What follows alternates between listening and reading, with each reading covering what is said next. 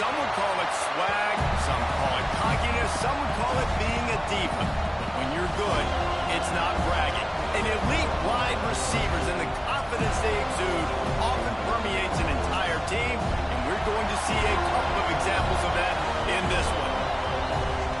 Welcome to the home of the Florida State Seminoles, Doak Campbell Stadium in Tallahassee. As we'll see, the winners of 4 straight, the Tennessee Volunteers, taking on the winners of 8 straight, the Florida State Seminoles.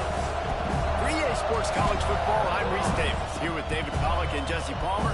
Guys, let's get this thing rolling.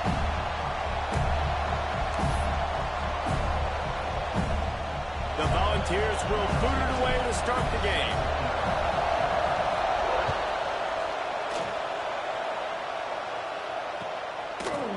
Out of the end zone.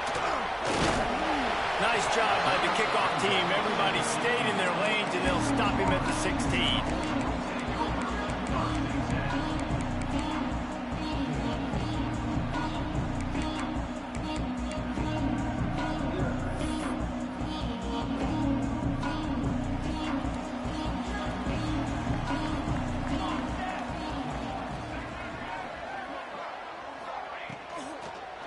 From the gun, he leaves it with the back.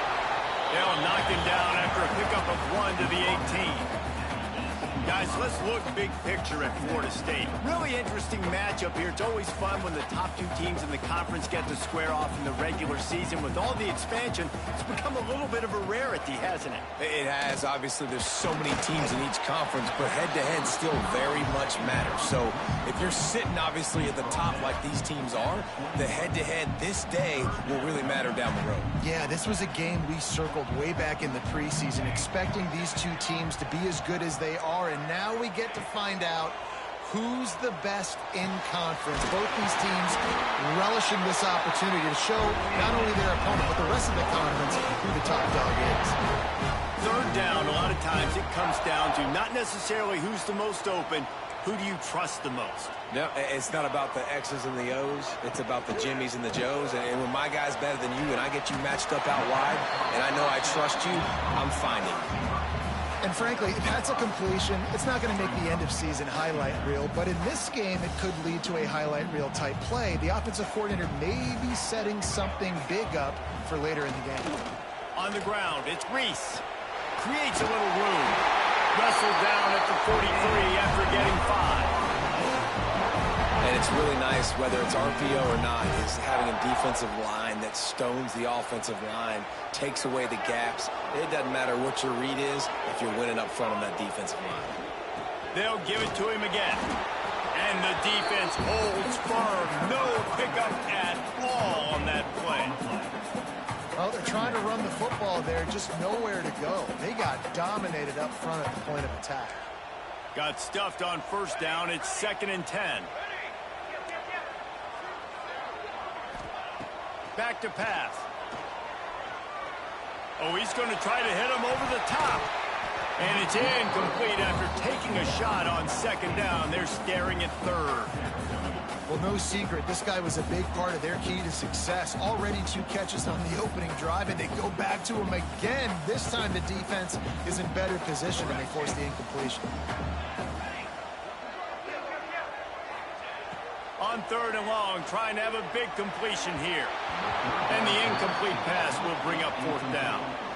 The hardest thing to do in football is to play on the road. So you want to get those fans as quiet as possible. That is a great opening possession for this defense, not giving up any big plays and forcing the 4th down.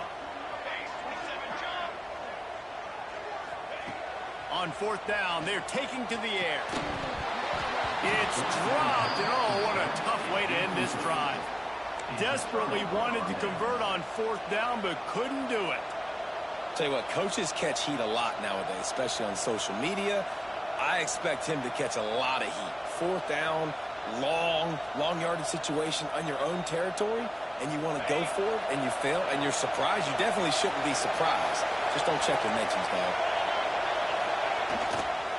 Give to the running back. And he's not going anywhere to start the night as the home team greets their visitors rather rudely. You know when you're playing against a defense of this caliber, you're going to have some sort of balance, right? You can't just drop back and throw it every single play. Nothing going on that last run. They're going to have to find another way to get it going and handing the ball off. Pocket breaking down. Just too much of a rush, and down goes the quarterback just behind the midfield stripe at the 49. And the defense gets a sack, and that's going to be the big determining factor in this football game. A week ago, he only got sacked one time. They've already got him on the ground. If they want to win this football game, they got to keep getting after the quarterback. Fires to the wideout. Intercepted. Big play stops the drive. And they'll drag him down after a good return on the interception. Now, I love night games because you have all day to get excited, get jacked up. And you can tell, QB might have been a little too excited. Forcing the ball into coverage on the first pass attempt, creating the interception. Now this defense has set this offense up. That's a fumble. Defense swarming on that loose ball. It'll be a turnover. That's a great job by this defense, limiting the yards after catch. We know guys are going to get the football in their hands, and he gets the ball out quick, gets it to him. Nice job running to the football. When you chase the football, man, a lot of good things happen. That ball pops out, you recover it, a forced turnover. And how about the keen eyes and sharp awareness from the coach to challenge that call, and the officials agree it'll go his way. Gets it inside the 30, down to the 27, a pickup of 6. And winning first downs is a priority for a defense, and you can't get bludgeoned. You can't get physically beat at the point of attack. You know the percentages. It's usually pretty good on first down that they're going to run the football. So them getting that big chunk, getting in second and short, not a good job by this defense.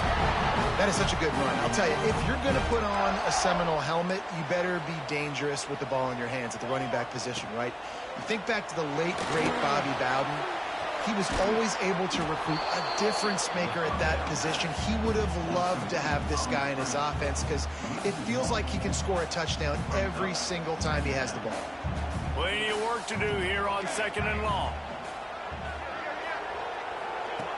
Looking to fire. Shoots it to the left. And they're not on the same page there. Well, on that incompletion, the quarterback and receiver just not on the same page. I mean, that wasn't even close.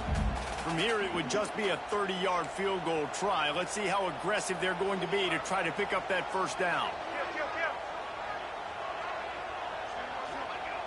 From the gun, wants to pass. Fires to the tight end. Ball is loose. Defense scoops it up, and he's headed the other way.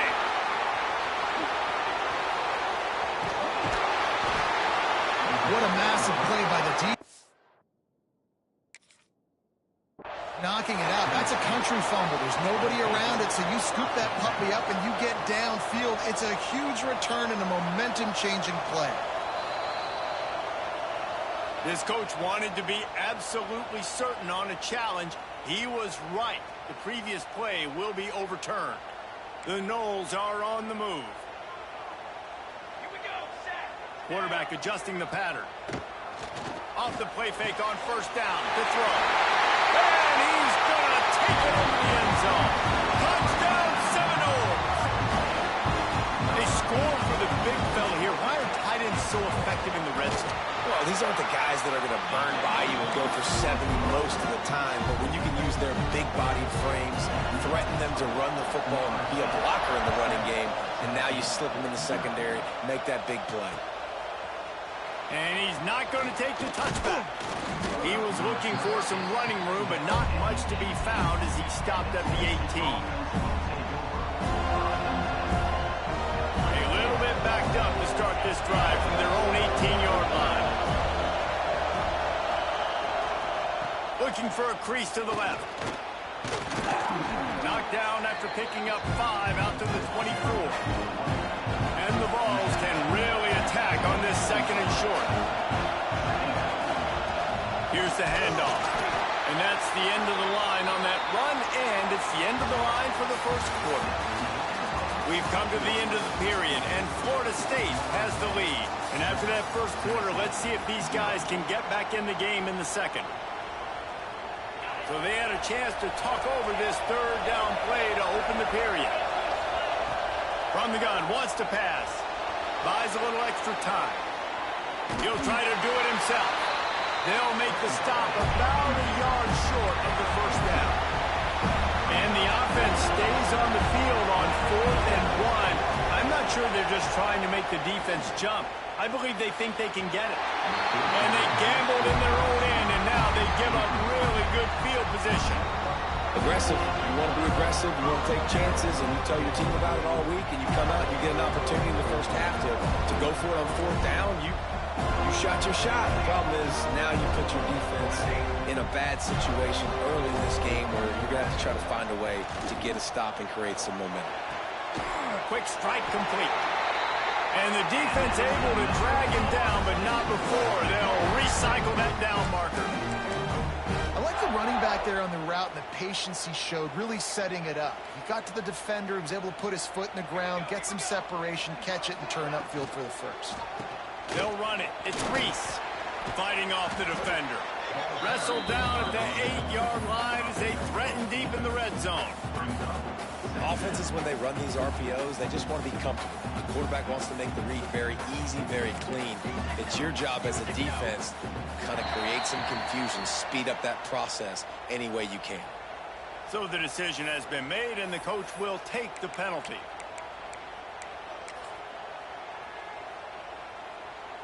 And the defense was anxious to get off the ball quickly. Instead, it's just a little bit closer for the offense.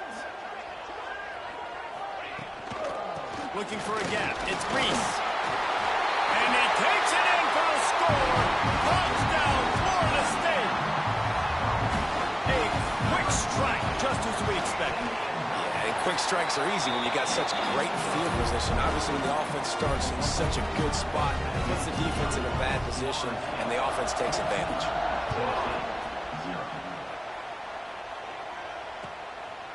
And he's coming out of the end zone. Nice job executing all of the assignments as they put a stop to that return at the 22.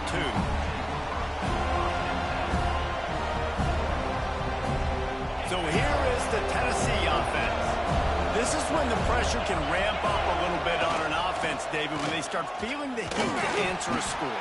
And I think being down 14, you can kind of feel that way. But, dude, if you put a good drive together, this is a 7-point game. So, Palmer, no need to panic. I was just going to say, David, I mean, this thing can flip quick. You go down, score, all of a sudden your defense gets a stop. Who knows? Better yet, gets a turnover. This game is entirely different. He's got it on the right. There he goes. That's the kind of play that can really get you going as they get it out to the 36. A nice passing game by this offense. The quarterback and the receiver on the same page, in time, in rhythm, creates the big play. And look at them. They're right back on the football, ready to run another play. Didn't get much on first down. It's 2nd and 9.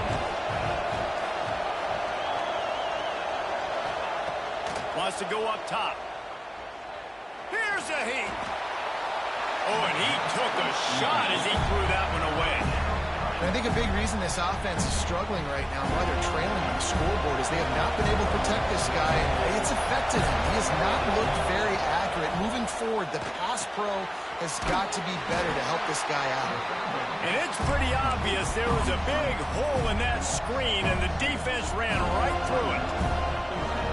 You got to love that. On defense, one of the most critical statistics out there is how do you play on 3rd down? How do you prevent the opponent from keeping drives alive? Right there, tackling the catch. You gave up the completion. Whoop-de-doo. You set up 4th and long. You're going to get the ball back. Go get some water and celebrate. The incomplete pass, 4th down, fails, and they'll turn it over. And I don't know how to explain that one. 4th down and long, the percentages are low anyways, and on your side of the field, that is not the way I want to create momentum or start my first half. I'm not sure what they were thinking on offense. From the gun to give, looking for room. He's going to lose a yard on that one. Offense trying to go RPO, but how about the defense? Up front, their front 7, they had dudes winning, just being way more physical and able to get to that running back. What will they dial up on 2nd and a long way to go?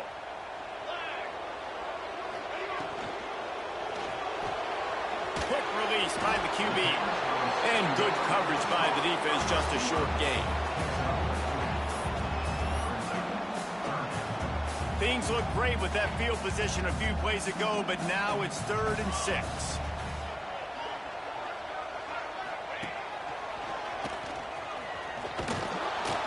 Stopped in the backfield. He's going to lose 3 yards on the play. They're trying to run the football, and there's just nowhere to go for the ball carrier inside. He tried to bounce it to the outside. That linebacker way too fast. He met him there and forced the TFL. Down to 2 minutes before the half, and they'll take the timeout and see if they can add a little more before the break.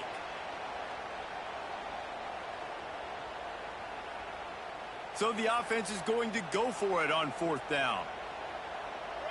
Quarterback making adjustments. On 4th down, looking to pass. And it's incomplete, and the defense stands tall and gets off the field. Man, aggressive play calls. Everybody wants you to be aggressive. They're aggressive. They take their shot. Now they got to live with a little bit of the consequences. They turn the football over on downs. Now their defense has to go out on the field and make some... Just too much heat that time, and they knock him down at the 31. Quick tempo, no huddle offense. 2nd down, clock's running. Back to pass. It's on target and complete. Several defenders there to get him on the ground.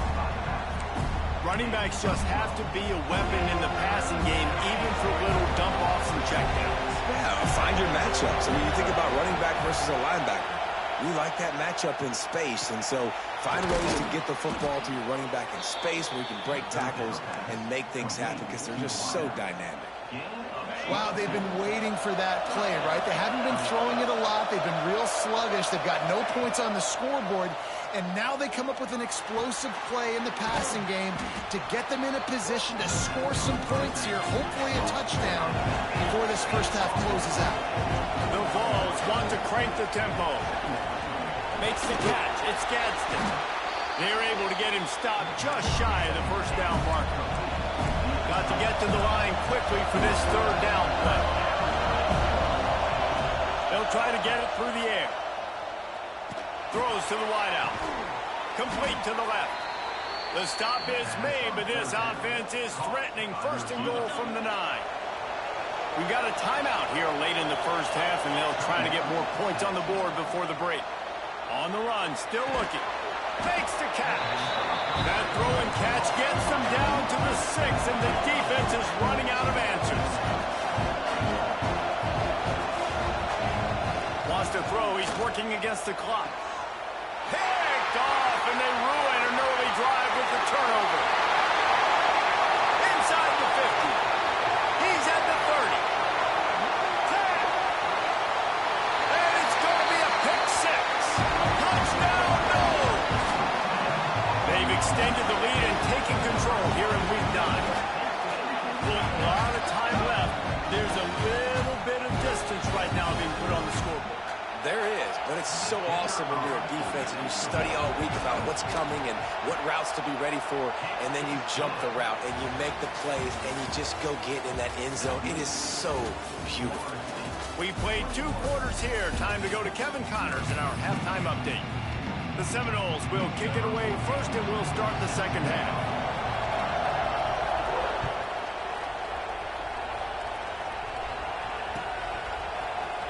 Here he comes from midway in the end zone. I know he thinks he can house every return, but sometimes you just have to take a knee as he stopped at the 14. The Volunteer offense is back, and they hope it's touchdown time in Tennessee.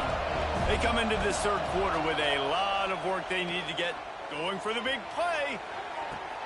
He's got it on the left. No Tennessee quarterback will ever be revered like Peyton Manning, but many more throws like that, and they're going to say, this guy's getting into the realm at least. Yeah, you get in the realm, you're good. You get in the realm, you start talking about Hall of Fame. That's what kind of tradition you've had with a guy like Peyton Manning. His fingerprints are still on this program, and if you are mentioned with him, that's a good day at the office. Going for it all.